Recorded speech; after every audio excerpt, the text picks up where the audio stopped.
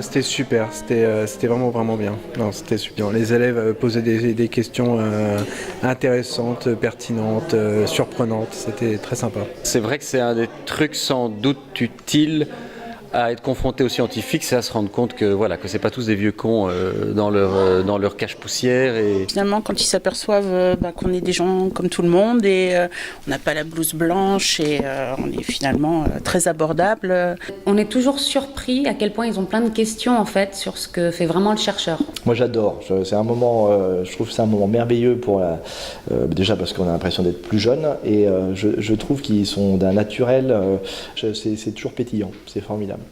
Ce que j'ai appris, c'est qu'il restait quand même dans cette génération énormément de curiosité. Ouais, ça c'est bien. Ça vous rassure ? Énormément d'appétit de ne pas être pour blasé. la connaissance. Et ça me rassure énormément. Ouais.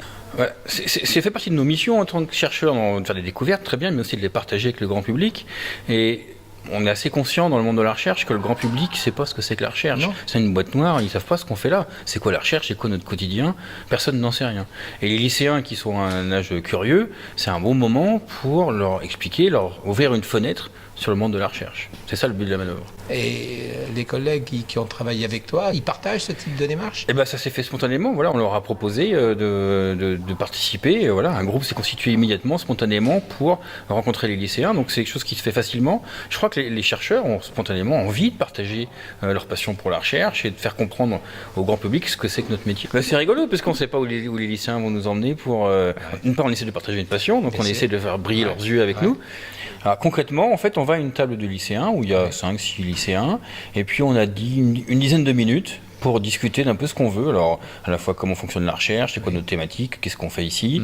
Et puis au bout de 10 minutes, on change de table. Il y a une cloche, j'ai l'impression. Il y a une cloche. Il y a maintenant qui est très souvent, on est un peu frustré par cette cloche parce que souvent la discussion commence, elle prend, l'échange se construit, et puis brusquement la cloche sonne, et alors on passe au suivant. C'est du speed dating. C'est du speed dating, voilà. Speed meeting, je dirais ici. Ouais. Voilà.